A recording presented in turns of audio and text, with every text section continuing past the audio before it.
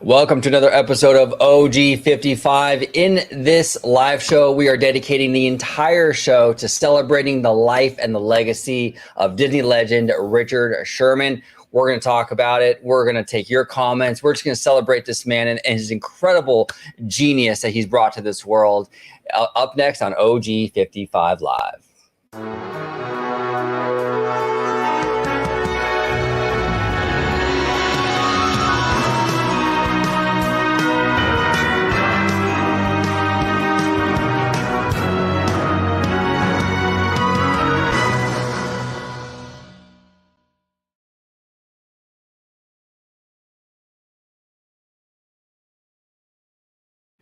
Welcome aboard, everybody, to this very special edition of OG55 Live. Today, unfortunately, if you have not heard the news, Disney legend Richard Sherman, part of the duo, the Sherman brothers, did in fact pass away today. A very sad day for not just Disney fans, the world. This man brought so much happiness to the world at large, and an incredible human being, him and his brother both. And today we're gonna take your comments. We're gonna celebrate this man's life and his music that was a gift to all of us for decades and decades and decades. Before we get started, though, I want to introduce the one and the only, the Italiano. George, welcome, sir. Thank you for having me. It's unfortunate of the kind of live we're going to have today, but it's definitely something that needs to be talked about, that does need to be showcased. Richard Sherman, along with Bob, I mean, them two were completely polar opposite people, but they worked so well together, you know. And it was kind of a, I don't want to call it like a love-hate relationship, but it was like very professional, but like there were a lot like of personal things. But it was sad to see Bob go, but we had Richard, you know, a little bit longer. And it's just one of those things that it's just, you know, he was 95 years young, you know, just shy of 96. And, you know, it never feels like it's the right time for someone like that. I mean, their music captivated the world, as you said, not just for the Disney community, but for everyone. And I think Julie Andrews said it best. A lot of people know their music, but not a lot of people know the boys, you know? So yeah. It's nice to, you know, showcase the talent, the achievements of everything that they have done, because they were very personally close with Walt Disney himself. So it's, you know, it's sad. I mean, it's when you think about it, that the amazing legacy this man and his brother had. Right now, his music is being played all over the world in Disney parks with Tiki Room and It's a Small World. So he very much lives on. He does, you know, he very much lives on. But it's heartbreaking, you know, because you're right, George. You know, there's very few people left that knew Walt like intimately. You know, we lost Raleigh Crump, was it last year, I believe, yeah, or so. You know, the 9 old men are all gone. You know what I'm saying? And it's sad. I mean, now Richard's gone. About a little over a decade now, 11 years ago, we lost Annette Funicello. And that one really hit me hard. I was really a mess for a long time, actually, after Annette Funicello, because her passing was so tragic in the way that she went with MS, with terrible disease, you know. But let's go ahead and dive into a little bit of the details. This is actually from Disney. This is the official press release from the WaltDisneyCompany.com website.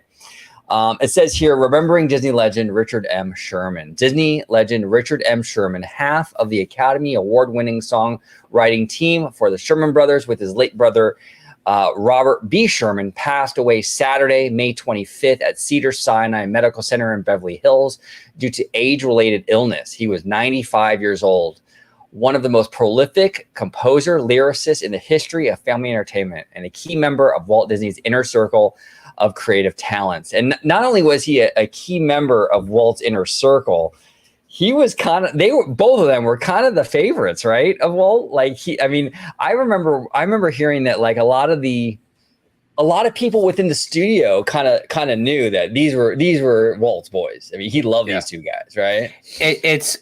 They had a very unique position at the company, because even though they were a songwriting duo, they had their hand in a lot of the storytelling beyond the music because of what they did. Walt was very into allowing the music to carry the flow of the story. So how do you do that? You have to incorporate the songwriting team into like the storyboard meetings and the script writing and everything. So I feel like there are very few artistic people out there that have had that opportunity. The Sherman brothers, obviously, and another one is the late great Howard Ashman.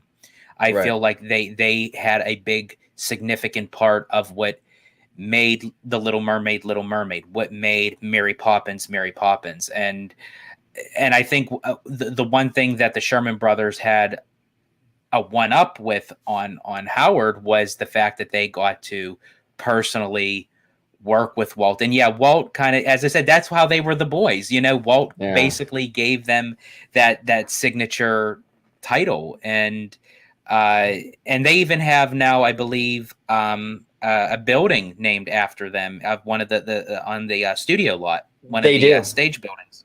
They do. I took a picture in front of it actually a couple of times. I've been to the studio a few times now through like D23 events, and actually I went to a screening with a friend not too well a few years ago. Actually, ironically enough, it was Mary Poppins Returns. That was a screening I went to, which was amazing. But yeah, but you touch upon a lot of great points here, George. Where music, people, you can't like people. You can't underestimate the power of music when it comes to Disney and its legacy in general, right?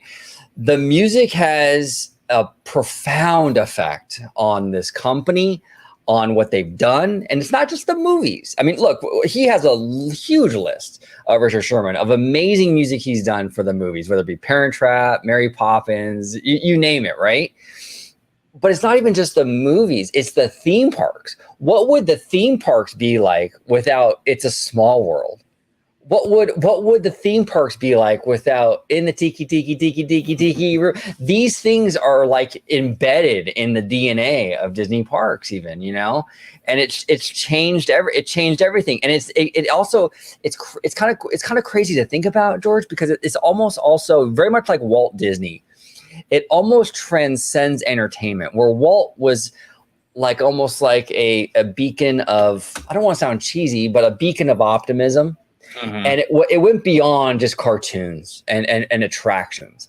He became an inspiration and something that people, you know, look towards for light and optimism in their lives. And Richard Sherman and his brother, they brought a lot of the same kind of element with their music. You know, It's a Small World is such a beautiful ballad of world peace. It transcends even theme parks. You know what I'm saying?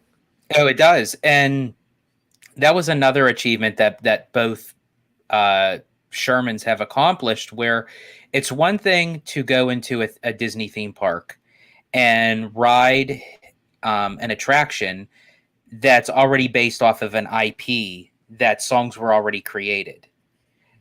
It's another thing to go into a Disney park and go on an original attraction that has nothing to do with any kind of IP and hear the music playing of saying, wow, they write for both film and theme parks. Like, again, no, you don't see that done anymore because, again, unfortunately, they don't do original attractions anymore. So when you don't do original attractions, you can't have original songs. Now, luckily, we did get an original song off of Mickey and Minnie's Runaway Railway. Right. So I do like how Disney kind of still incorporates some of that stuff. But yeah, absolutely. Like you can't help but think, when us as Disney fans, when we hear in the Tiki room, there's a Great Big Beautiful Tomorrow, and of course the infamous It's a Small World. Us as Disney fans, we think right to the Sherman Brothers, and it's like, Bob on the lyrics and Richard on the piano with his sheet music. It's just it was a perfect partnership of how well that they did, and Walt trusted wholeheartedly in them, that he knew what they were doing, and Walt pushed them just like how he pushed every one of his team members and employees and cast members. He let them see the potential in themselves that they didn't even know that they were capable of doing. Oh, exactly. Yeah, Walt was able to take people He knew their potential even when they didn't even know their potential. You know what I'm saying? Yes. He could pull out stuff from people that they didn't even know they could even do. I mean, it's crazy. It's crazy. George, go ahead. Do you have your phone with you right now, by the way? Oh, you're on mute, brother. I do. Yes. Oh, sorry, okay, I was trying to block out the hype train. Oh, no problem. Go ahead and call me right now. I want you to hear. This has been my ringtone for many years. Go ahead and call me right now. You'll get a kick out of this. It might sound familiar. Here we go. Here we go.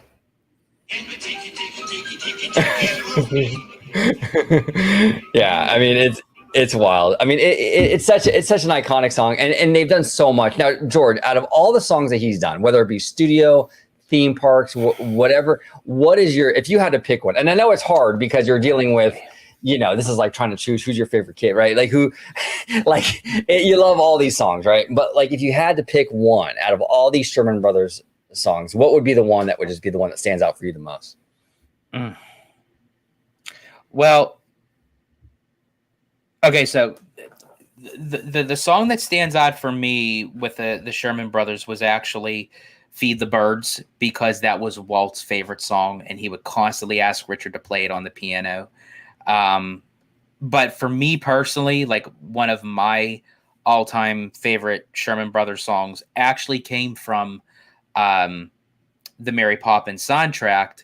But it was actually the song that they won their Academy Award for Best Song, and that's Chim Chim Cheree. Great song. Absolutely great song. So that's your all-time favorite Sherman Brothers song? Sherman Brothers song. I mean, yeah, and that's like picking like strands, because I mean, there's like many songs of theirs. What's yours? Oh man. Okay. So I love the Sherman Brothers. One of the biggest things I love about the Sherman Brothers is their ability to tap into this optimism. So the two songs that are like on my top tier is It's a Small World, because that song just is all about optimism, and A Great Big Beautiful Tomorrow, which is also all about optimism. If I had to choose though between those two, I'm going It's a Small World.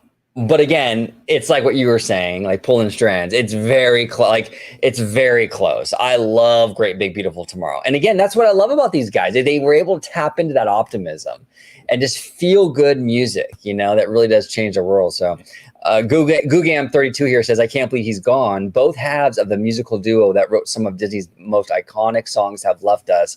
Truly a sad day. It is a sad day, Googamp. I was actually, look, I know he's 95, and like you were saying, George, he was almost 96, right? He missed his birthday by just a few weeks, unfortunately. But we kind of, when you're 95, you kind of expect, you're getting up there, right? But when I saw the news today, it was still a shock, It was still a shock. Petey here says, what's up, Petey? It's good to see you, Petey. He says, that's so sad. What did he die from? The Walt Disney Company is saying that he died from old age. So yeah, old age, which I don't ever really know what that means exactly. Because I don't know. That always confused me. Petey continues here, says Tiki Room, Carousel of Progress, Small World, Journey to Imagination, Winnie the Pooh, and many, many others. Thank you, Bob and Dick. Absolutely. Absolutely. Thank you both. I mean, the legacy these men have left us, and like I said, George, like, they live on. They live on every single day in those Disney parks. Every single day, someone is playing Mary Poppins in their house. Every single day, they're playing Winnie the Pooh or Parent Trap. I mean, they are playing music for us, for the entire world, constantly, all the time. So they're physically gone, but they're here though with us. You know what I'm saying? Oh, absolutely, yes. And as you said, their legacy lives on. Anytime someone walks into a Disney park and goes on It's a Small World, goes into the Tiki Room, goes on a Carousel of Progress, or puts on any one of the movies that they worked on, Mary Poppins, The Parent Trap, The Jungle Book, even Disney movies that a lot of people didn't even really know that exist, like the what's the movie called? I think it's Summer Magic, I believe. Yes, with Haley Mills. The Strummin' song. Yes. On the front porch. Then there's movies that they worked on that weren't Disney, but they did Chitty Chitty Bang Bang. And that's a banger too. That's a banger. That's a banger. That's a chitty chitty banger. And actually, a lot of people don't know. They did the Wonder World theme song for Beverly Hills Cop 3. Really? Because it was to actually kind of poke fun at themselves for writing "It's a Small World." Wow. So it was kind of like, and they had one of the cops say, like, turn that music off, because it was like, it just kept on playing on repeats of, it was actually director John Landis who directed Beverly Hills Cop 3. So he got to work alongside the Sherman brothers, which they both had a cameo in it. Robert was one of the guys at the bar when they found out that somebody shot Uncle Dave. And then Richard's role was the lead band leader in the parade in the park. But John Landis cut his part out of the movie, and it just didn't make the final cut. And Bob went to John and said, "You know what makes me even happier of being in your movie?" He said, "The fact that you cut Dick's role out." That's great. That's great. I love it. I love it. These guys, Sherman Brothers, are amazing. And everyone at home, George has The Boys behind him. That's on Disney Plus. Yes. It's a documentary just from a couple years ago, I think, right? It's pretty new. It came out in 2000. No, because Bob was still alive at the time. I think it was 2009. 2009. Okay, yeah, I actually, first time I saw it was on Disney Plus. I thought it was like, it came out around the time that Disney Plus premiered. But okay, so it's been out for a little while. Check it out, though. It's an amazing documentary. I watched it on my own, but we actually watched it again on the cruise. We did. And it's fantastic. And it's interesting, their lives, because it's surprising, right, George? Because you thought these guys were inseparable, but there was a little bit or even a lot of friction between these two men. There was a lot of friction. When they went to the premiere of Mary Poppins on Broadway, I believe it was or the early premiere. It was something or other. I believe it was in London. Both of their families sat on polar opposites in the theater. Like, they weren't even near each other. And they... even their sons really, truly didn't understand like what the animosity was. And I don't even know if they even ever really found out, but actually that's why their sons teamed up together to do this documentary, to kind of put the spotlight on their fathers, to kind of show that it wasn't just a collaboration or partnership in business, but it was these two brothers that had absolutely nothing in common. But yet they found their common ground in their music. Yeah. Oh, that's beautiful. And we even see a very similar dynamic, kind of a similar dynamic with Walt and Roy, right? Because they had issues too, Walt and Roy. It wasn't all like, cupcakes and rainbows with them either. So, these are real. That's the thing too. We have to remember this when we look at these legends, and they are legends, whether it be the Sherman brothers, Walt, Roy, whoever you want to talk about, Mark Davis, Ward Kimball. They're still human beings, though, and they still have real life stuff, Mm-hmm. Love Low here says, the mountains divide and the oceans are wide. It's a small world after all. 100%. God, that's such a beautiful. The lyrics in that song, so simple, but yet so, so beautiful. Mr. Ton Hensley here says, let's make it a great, big, beautiful tomorrow for the Sherman Brothers. Absolutely, Todd. Absolutely. And he goes on to say here, the world was fortunate to have him for 95 years. Oh, absolutely. What Richard and Bob have given us as a world community, the gifts that they gave us, I mean, are just incredible. Absolutely incredible. BJ Vincent here says, this is very sad. He had a great long life, but this death definitely hurts hard. It does. It's hard. It is really hard. Because especially us as Disney fans, Disney nerds, we love this stuff. And when we lose somebody that has been such a big part of the thing we love so much, it's tough, man. It's really, really tough. And George, how, like, because we've been through this before with other Disney Legends and stuff. Yes. But does it always hit you the same way, or is it a little bit different? No. Each person hits a different manner of how I personally saw them and their contributions to the company and what have you. I mean, it's always sad around, you know. I don't never like to see anyone, you know, leave us. But I mean, Richard Sherman was, for me anyways, is on the same kind of level line of how it hit for you with Annette Funicello. For me. Yeah. Richard Sherman? Yeah. Today. Because it was, I had the pleasure of actually meeting him. Dive into that, George. Tell us about your experience when you met him. Yeah, so this was back in, I believe it was either 2011. May of 2011, they held a D23 event for Walt Disney World's 40th. And they invited Richard Sherman to come out and have a segment part of the event to play some of his songs because of the Tiki Room and It's a Small World and the Imagination Pavilion, because they also wrote the song One Little Spark for the Dreamfinder and Figment. So Richard Sherman was there for the 2 days. So he only performed on day 2. So in day 1, he was able to sit in the audience and enjoy the festivities and the events and the panels and everything. So I saw him, and this was before that they started like blocking sections out.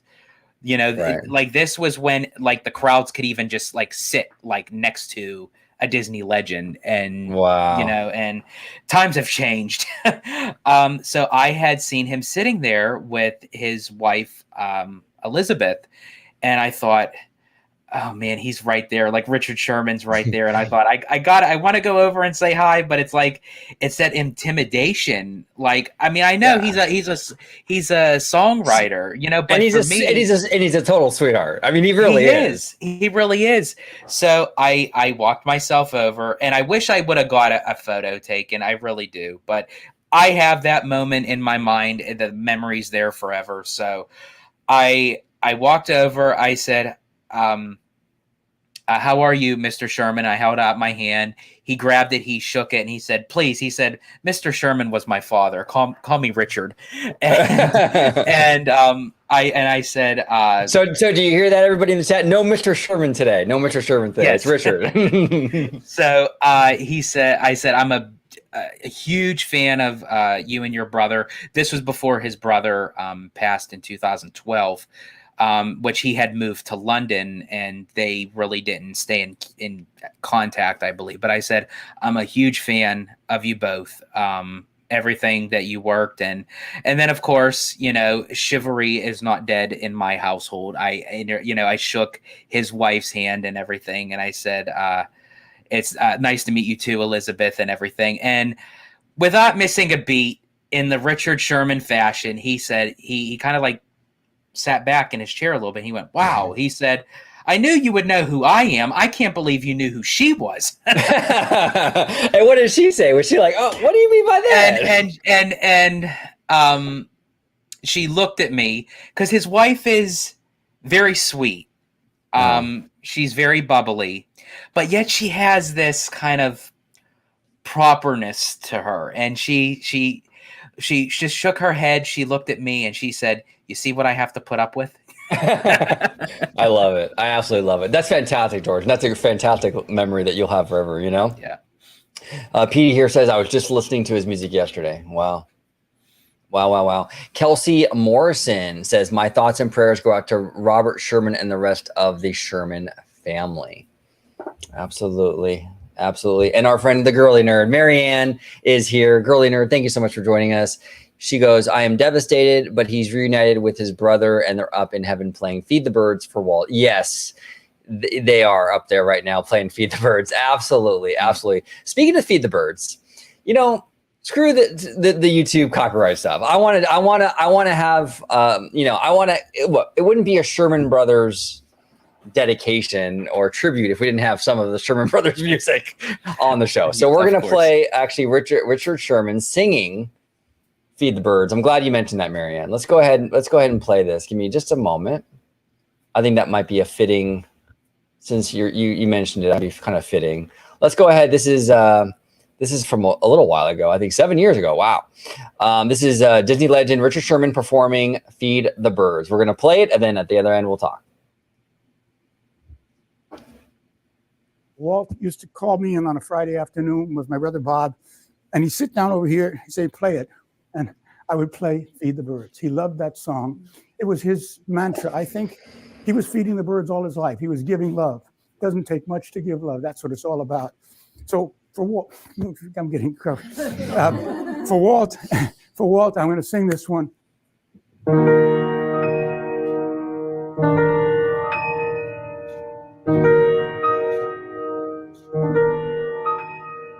Early each day to the steps of St. Paul's, the little old bird woman comes in her own special way to the people she calls. Come buy my bags full of crumbs. Come feed the little birds, show them you care, and you'll be glad if you do. Their young ones are hungry, their nests are so bare.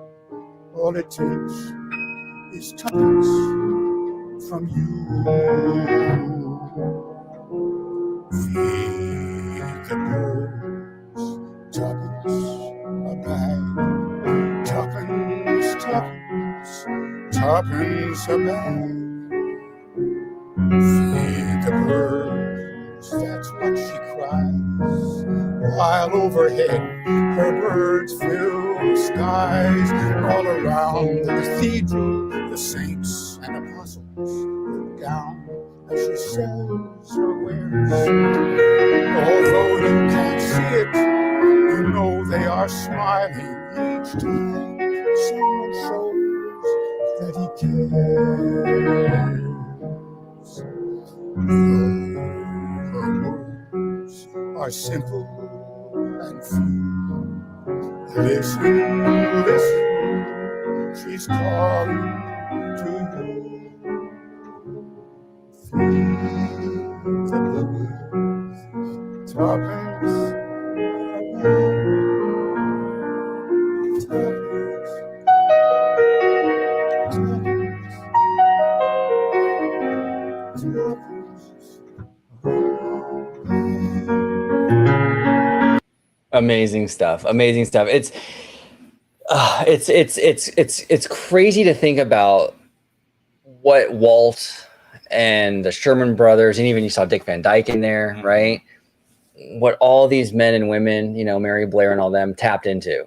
How special all of that whole entire era was, And it puts you on a different complete caliber, I feel. And not to say you should compare one human over another, but I feel like there are certain people that enter this world that just have a special, unique gift that right. I feel like that no one else can fill the void. And I feel obviously Walt Disney is definitely obviously at the very top of my list with that. Right. But actually the Sherman brothers are as well, because you won't find someone on any given day that can write the music and the lyrics the way that they did. Sometimes people come onto this planet and it's this 1 in a billion kind of situation, and the Sherman brothers are one of those. BJ Vincent here says there are too many good songs to choose. I love I Want to Be Like You from the Jungle Book and One Little Spark for the Journey into Imagination. Yeah, that's interesting. A lot of people don't really, it's always Small World, big, A Beautiful Tomorrow, Mary Poppins, but a lot of people don't really recognize the Jungle Book stuff. What did you think about that? Yeah, a lot of people don't. Well, I don't want to say a lot of people, but it's not like the main center focus. It's not the main center. So it's like, and I do feel like, all of their songs should be, showcased in that manner, which actually, speaking of, I Want to Be Like You from the Jungle Book, I remember the story of how they wanted performer Louis Prima to do the voice of King Louis. So they took themselves out to Vegas where he was performing with his band, and they wanted to kind of grab his attention. So like after the show, they're sitting in there and they're just kind of like playing like, ooh, ooh, ooh, I want to be like you. Ooh. They did it on purpose, and they just noticed that he was just like listening. And so he walked up and asked them like what they were playing and everything. And they described what it was for. It was for this new Disney animated feature film based off of the book, The Jungle Book. And they were telling him about this character, and we were interested in you playing it. And Louis Prima said, so what do you want to do? Make a monkey out of me? And they went, yeah. And he went, you got me. That's great. Fantastic. I love it. Speaking of love, we have Lovelo. Lovelo here says we still have Bob Gurr and Floyd Norman. We absolutely do. Do. And they are treasures. Both men are absolute treasures. Bob Gurr is so cute. He really is, though, isn't he? Oh, he is. You gotta love him. I mean, the guy, I mean, he just got like his first tattoo. Like it was like a couple years ago, and he got it like up on like his chest area and everything. And I just thought, like, age is just a number. It's like you are how you feel, and it's like you shouldn't have to explain anything. Do what you feel. You know, you only live once. You only live once. Exactly. To go for it. You know what? This is the thing. Society, I'm going off on a little bit of a tangent here, but society likes to put these arbitrary rules on people. Mm-hmm. Oh, you're 35. You shouldn't be listening to rap music anymore. Oh, you're this age. You shouldn't be doing that anymore. Or you should be doing this now. Who says who? Who made all these rules for us? You know, do what you want to do, whatever makes you happy, right? Marianne here says, Sherman Brothers music is timeless. Not much can compare to the breadth of their legacy with movies and theme park music. Absolutely. There's very few. I mean, I can't even think of anybody really that does both the way they did it. Theme parks and movies. I can't think of any other songwriter that has done that. Well, yeah, because even Howard Ashman didn't really dip into the theme parks. Movies. Yeah, that's right. See, that's it. His music entered the theme parks. Right. But there were no songs that he actually created for the theme parks. Man, and that's what breaks my heart with Howard, because can you imagine what he could have done? There could have been potential. Very much potential there. Oh my gosh. Unbelievable. And that's why I love the music makers of the Walt Disney Company, because the music makers really are the magic makers. I mean, it sounds cheesy, but it is. I mean, without the Sherman Brothers, without Howard Ashman, I mean, even without John Williams, what would cinema be like without John Williams and his music? Yeah. I mean, it's crazy how important this stuff is. Mike here says, there's a great big beautiful tomorrow is probably my favorite Sherman Brothers song. That's a song that screams optimism. Exactly, Mike. And that's what I love about the Sherman Brothers is that optimism. They really, really, really tapped into something special. Lovelo here says, I like Chim Chim Churi. Chim Chim Chimney. I love it. Love it. Love it. Love it. And our friend Kev, Mr. Tech Bear. What's up, Kev? It's no surprise that the attractions they attributed to are still in existence. Absolutely. And not only are they still in existence, but they are some of the most popular attractions still to this day. Mm-hmm. People love the Tiki Room. People love Small World, you know? These are massively popular. Massively, massively popular.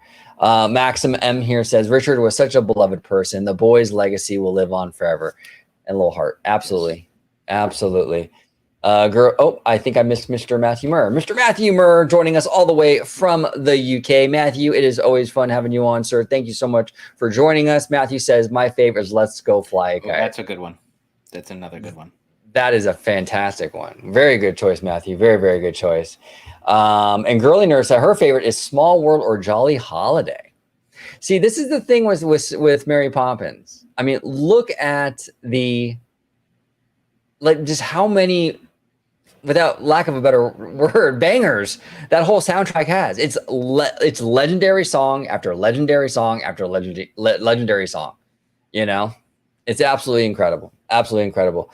Let me see here. We have Nerves and Gel, a legend that left a legacy. His songs will be sung for many years to come. Absolutely.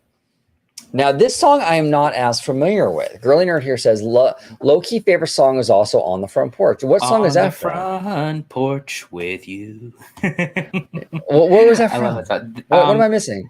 That was that's on oh gosh, was that Girly Nerd refresh my memory? Was that no, that wasn't Summer Magic, was it? I forget which movie it was on, but I do remember the song. Was it a Haley Mills movie? It was definitely an older. It was an older movie for sure. I don't know if Haley Mills, if it was Haley. That's what I think it was Summer Magic. I think. Yeah, Summer Magic. Yeah. Okay, interesting. I'll have to check that one out. And that's still not on Disney Plus, by the way. Summer Magic. So come on, Disney, get on that. Maxim. Right, yeah, Burl Ives sings it. That's right. So yeah, Summer Magic? Yeah, Summer Magic, yeah. Okay, gotcha.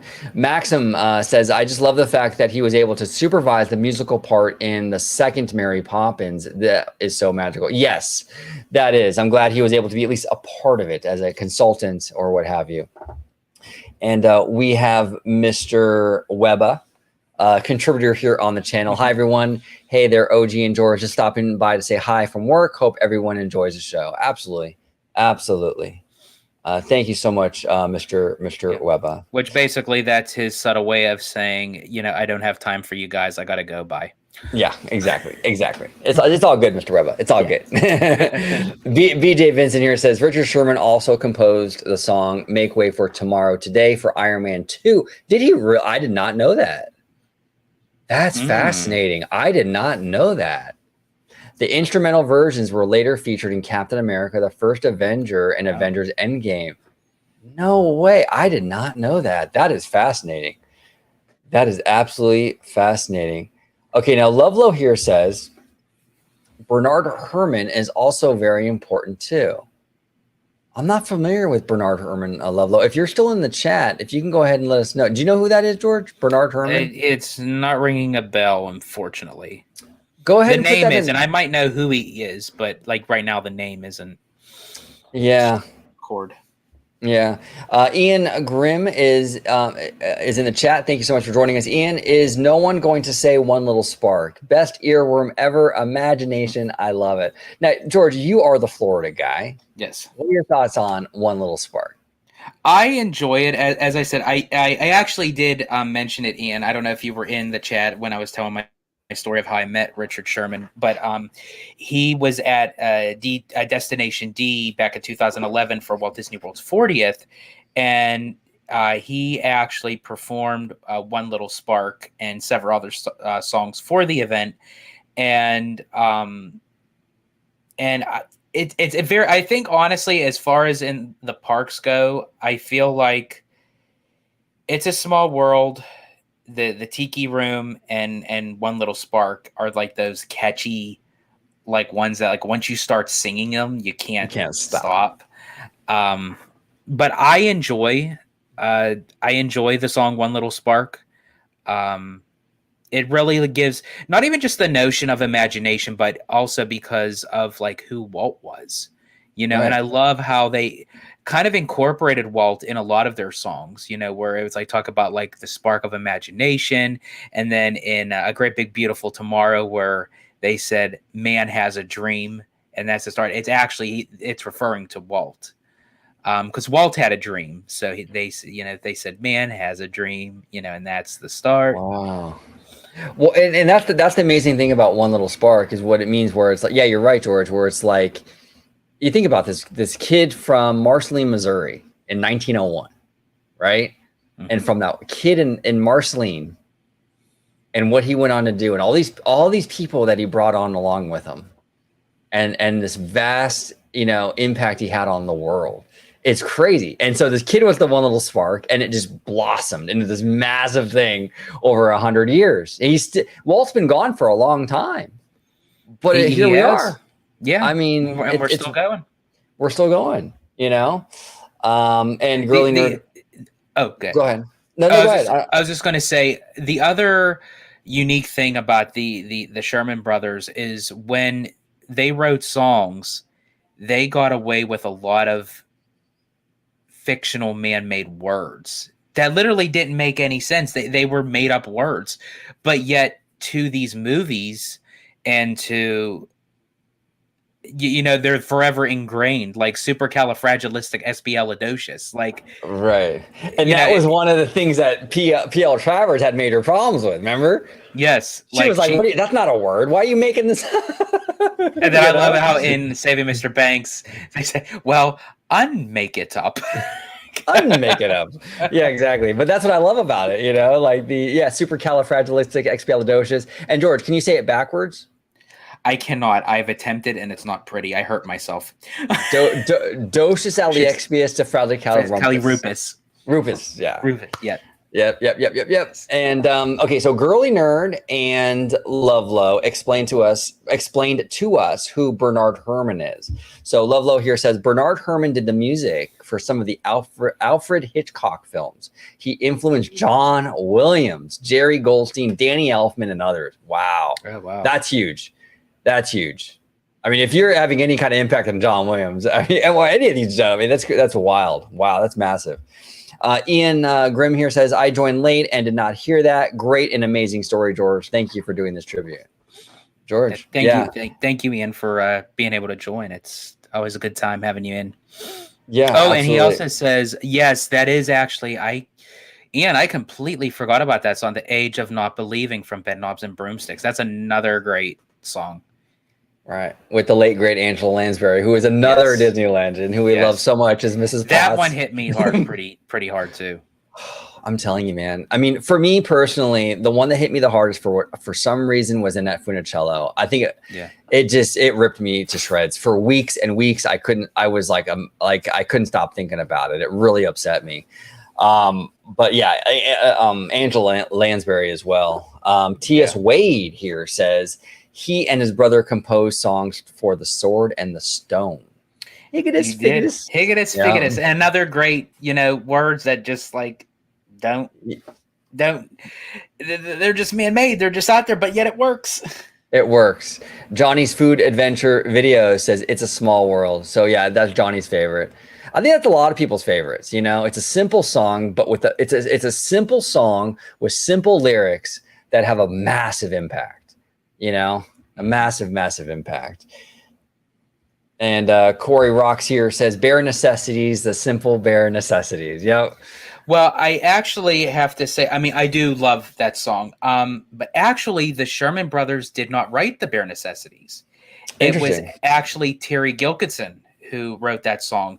This was in the beginning process when they were trying to flesh out the story for the Jungle Book, because when Walt read the book, it was very dark. It was very, not necessarily what Walt wanted. And they wrote a bunch of songs and everything. And all that was completely abandoned except for one song. And it was the bare necessities. Everything else, they literally started from scratch, where Walt told his writing team, they told his storyboard team, he told his animators, he told the Sherman Brothers, have you ever read the book, The Jungle Book? And they said, no, not for a long time. He went, good, I don't ever want you to read it. Because he wanted the story completely fresh. He wanted nothing really. He's like, here's just the basics. Here's the characters, here's the main storyline, but don't get no influential things from the book itself. It's interesting you say that, because we hear a lot of criticisms and complaints from current fandom that when we get a director or some creative to get involved in Star Wars that isn't a fan of Star Wars, we hear, well, you have to be a fan in order to do Star Wars. Well, do you?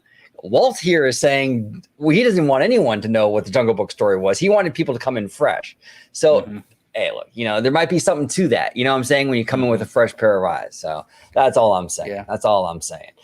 Girly Nerd here says, but would that really work? I mean, it's only Walt Disney. I mean, yeah, it's only Walt. Yeah, come on. Well, what does he know, right? What does he know? Marianne here says, Mary Poppins is actually my favorite Disney movie for many reasons, but especially the music. Absolutely. The music is just incredible. And I was really worried about Mary Poppins Returns. Now, I wouldn't say the music in Mary Poppins Returns was as legendary as the original. It's not, and nothing will be. I mean, that's an impossible thing. You know what I'm saying? Well, here I'm saying impossible, right? No, but I mean that's a very not impossible, but it's very steep hill to climb. We'll say that, okay? But they did a really good job with the music in that movie. I think it was very good. I still listen to some of those songs. You know what I'm saying? Very, very solid sequel. I was worried about that music and the sequel, and actually they both turned out fantastic. Mike here says Winnie the Pooh songs are always great. It's difficult to have a frown when those songs go on. Yeah. It's difficult to have a frown really with anything Sherman Brothers. They just bring so much light to this world. They really do. And it's funny, like, again, like when we're in the parks, we know it. It's in our subconscious mind, but sometimes it's nice to just kind of take a step back and just like relive the moment to say, hey, you know what? These are the guys who wrote the music. For instance, like if you're waiting in line to ride the Many Adventures of Winnie the Pooh and you hear that background music, the do-do-do-do, do-do-do-do, do-do-do-do-do, and to think, okay, yeah, it's Winnie the Pooh, but it's like, where did that music come from? It wasn't just formed out of osmosis. Exactly. Well said, George. And T.S. Wade here says, I hope Disney does a memorial to remember the Sherman Brothers. I hope they do too. They did a really nice memorial for Annette Funicello when she passed. I hope they do something on the studio lot for Richard. I really do. And the Sherman Brothers overall. You know? I would love for them to possibly maybe do like an ABC special. I think that would be a really great tribute to him. Also, I know it would be kind of a last minute, but Disney is so good at doing things last minute where it becomes unscathed to know that it was like on the fly. I would love to see some sort of tribute, maybe a panel or a tribute area for him at D23. Oh, that would be. Oh, they have to do something at D23 for Richard. They have to. I mean, it does. Yeah. They have to plan something for him. Absolutely. I would love to see. You mentioned the ABC special. You know, maybe put together like a quick little like 3 or 4 minute Sherman Brothers fireworks show that maybe is only for TV though. Like maybe not for guests in the park, but maybe they show it on ABC during that special with all the songs of the Sherman Brothers and the projections on the castle with, you know, Bob and Richard and everything. I think that'd be beautiful. I would love that. Yeah, but T.S. Wade, you're right. Disney needs to do something, and definitely George at D23. They have to. I'll be hot if they don't do something for him on D23. I'll be pretty mad, but I think they will. They're going to do the right thing on that. I believe absolutely. Before we move on, just really quick, I haven't been on social media since I heard the news, getting prepped for the live and everything. Did Bob Iger make an official statement? That's a good question. Let me check real quick, George. If you want to handle some of these comments, and I'll check. Yeah, sure. You know, and I'll go ahead and look here. Let's see. Where are we here? Let's see what Bob said. I hope he said something. If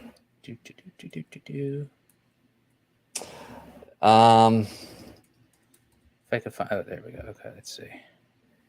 Yeah, it doesn't look like it. Nothing on Twitter. Let me check here. I'm really surprised.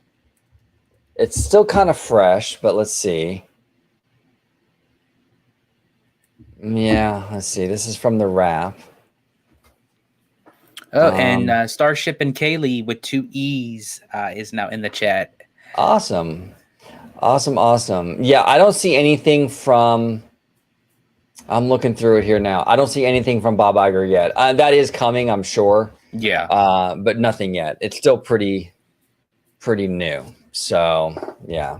Corey Rocks here says, in addition to Richard Sherman, rest in peace, Doug Ingle, the last surviving original member of Iron Butterfly. I am not familiar with Iron Butterfly, but rest in peace, Mr. Ingle. And Lovelow here says that can be quite risky when you don't know the source material. Joe Schumacher and Michael Bay are examples. I'm not sure what she's referring to there. I'm not sure. But our friend Starship, who was actually on a show with us recently, talking all about Disney Parks Entertainment. Welcome back, friend. We appreciate you. Hi, guys. What a loss of an absolute legend. Completely agree. Completely agree.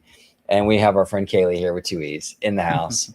Yes, thank you for joining us, Kaylee. We are celebrating today the life and legacy of Mr. Richard Sherman, who did unfortunately pass away today. So yeah, so it's been a sad day for Disney fans and the world in general. They brought so much to this world. But before we, oh, I meant okay. So she's talking about Michael Bay's Transformers. Gotcha. So George, before we close it out, any kind of final comments or any kind of musings in regards to Richard Sherman? Yeah, I mean, it's almost like there's a lot to say, but yet very little words. If that, what can you say? Yeah, it's like it's Richard Sherman. And I know that they probably have people tell them day in and day out for how long they've been on this earth that, they were such an impact, but they were just so very humbled and very just down to earth guys. And I mean, for the both of them, for Robert and Richard. And it was just, they just wanted to do what they did best. And that was write music. And even to Bob, I mean, he just loved writing, and that's how he kind of got on board with Richard when Richard started getting into the piano and sheet music and playing and everything. And Bob thought, well, let me put my writing skills to writing lyrics. And that's how it became that partnership. And yeah, it's unfortunate. He will be missed. But he will live on along with Bob in their music. Yeah, absolutely. And if you're at the parks today and you're on Small World, sing it loud, sing it proud, the whole way. Just sing it and have fun with it. If you're in the tiki room, have fun, sing it for Richard, sing it for Bob. These were amazing men, and we have so much to thank them for. Real quick, Corey, I'm really glad he brought this up. That's another good one. Yeah. Right, wrote the title track from The Monkey's Uncle, sung by Neff Funicello with background vocals from the Beach Boys. Yep, That's a great song. And Annette was such a cutie in that movie, wasn't she? She was. Such a cutie. She was a babe. A babe. She was a babe in Toyland. Yes. But we're going to go ahead and close out this very special live show remembering Richard Sherman. If you're watching this on the replay, comment down below with all your memories of the Sherman brothers and Richard, and what your favorite songs are and what have you. Any memories? Have you ever met Richard? I know he's been very active. He's made a lot of appearances at like Disneyland and what have you. Maybe you've met him like George did. And if you have a story in regards to Richard, please share that in the comments. But George, before we go, if you could let everybody home know where they could find you on social media. Absolutely. You can find me on X, formerly known as Twitter, at Disney George. You could also find me on Instagram under the Disney Italiano.